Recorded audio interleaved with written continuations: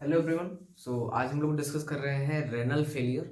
Renal failure is a special case जब हमारी दोनों किडनीज या एक किडनी हमारी सडनली बंद हो जाती है या ऑनसेट हो जाती है।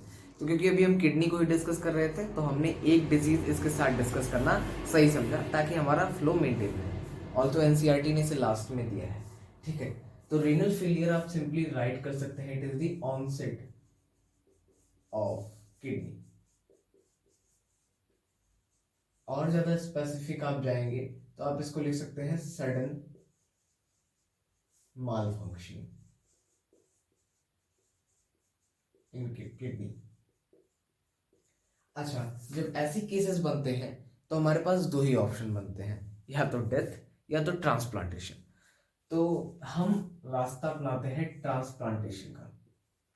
ठीक है, तो ट्रांसप्लांटेशन होता क्या है कि आप किसी बॉडी के ऑर्गन को या जिस ऑर्गन का हमारा डैमेज हुआ है उसी ऑर्गन को हम एक पर्सन से लेते हैं और उस पर्सन या उस पेशेंट में इंजेक्ट करते हैं या ऑपरेशनली हम उसको फिट करते हैं। जो पेशेंट क्या है, जो पेशेंट उससे प्रभावित हुआ है। ठीक है, तो अगर किसी की किडनी खराब हुई है तो हम उसको क्या करेंगे, किडनी ट्रांसप्लांट करेंगे इन द पेशेंट जिसकी किडनी खराब हुई है।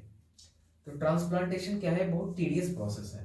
टीडियस प्रोसेस क्यों है, क्योंकि बॉडी किसी का भी ऑर्गन एक्सेप्ट नहीं करती है।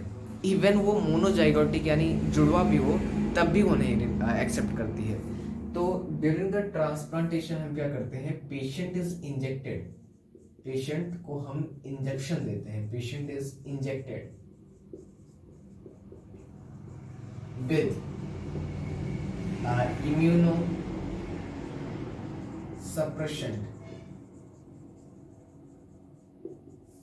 इम्यूनोसप्रेशन मतलब हमारी बॉडी का जो इम्यून सिस्टम है वो रिस्पॉन्स ना कर पाए उस जो एक्सटर्नल मटेरियल यानी किडनी जो आई है बाहर से, उसके लिए हमने इम्यूनोसप्रेशन इंजेक्शन दिए।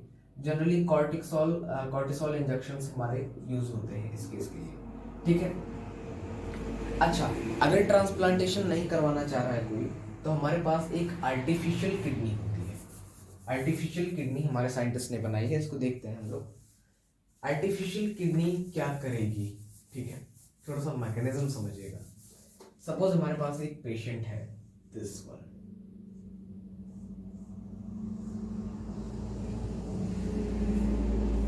इसकी हमारी किडनी क्या है, फेल हो चुकी है। अब अगर किडनी इसकी फेल है तो हमारे पास रास्ता बचता है तो ट्रांसप्लांटेशन या तो डेथ या तो इसका डायलिसिस करना। अब यहां पर हमने टर्म इंट्रोड्यूस किया है हीमोडायलिसिस। डायलिसिस क्या होगा, हम पूरी बॉडी की ब्लड को निकालेंगे और उसमें जितने भी नाइट्रोजनस वेस्ट या फिर यूरिया प्रेजेंट होंगी उनको फिल्टर आउट कर देंगे ब्लड से और ब्लड को बॉडी में फिर से भेज देंगे। ये प्रोसेस जितनी आसान दिखती है उतनी आसान होती नहीं है। तो हम क्या करते हैं, हमारे हाथ की किसी भी आर्टरी से एक ब्लड की सप्लाई देते हैं, कहाँ पर, एक मेम्ब्रेनस बाउंड स्ट्रक्चर जिसको आप बोलते हैं डायलाइजिंग यूनिट। इस डायलाइजिंग यूनिट में प्रेजेंट होती है हमारी सेलोफेन ट्यूबुलर स्ट्रक्चर्स। इनको आपने बोला cellophane membranes.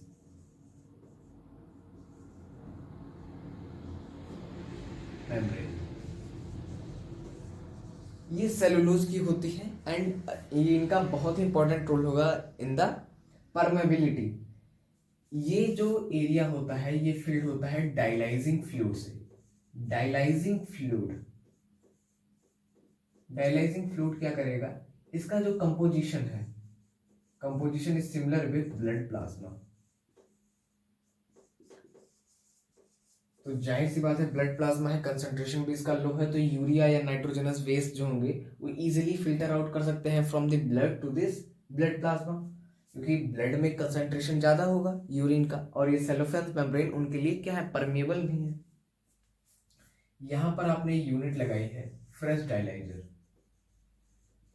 Fresh dialyser, fresh dialyser आप यहां से डालते जाएंगे और जो डायलाइज सॉल्यूशन हुआ ये क्या होगा, यहां से हमारे पास क्या होगा, यूज्ड डायलाइजर। वो यहाँ से रिमूव आउट होता जाएगा। This is the youth dialysis. अब जैसे ही हमारा ब्लड क्या हो गया, फिल्टर्ड हो गया, अब इसको हम यहाँ से लेके आएंगे और एक वीन में कोई इंजेक्ट कर देंगे। यहाँ से ब्लड गया था हमारा इसके थ्रू, अब ब्लड जब आ रहा है और जब गया था, तो जब ब्लड हम भेज रहे थे तो हमने इसमें हेपारिन ऐड कर दिया था ताकि हमारा ब्लड क्या हो, कोगुलेट ना हो पाए। पर क्योंकि हमारे बॉडी के अंदर पहले से ही एंटी कोगुलेंट्स मौजूद हैं, तो जाते वक्त हमने क्या किया, उसमें एंटी कोगुलेंट ऐड कर दिया। ठीक है, इतनी प्रोसेस होगी। अब आर्टरी से क्यों ब्लड निकाला, ये क्वेश्चंस का आंसर आप मुझे रिप्लाई देंगे, ठीक है।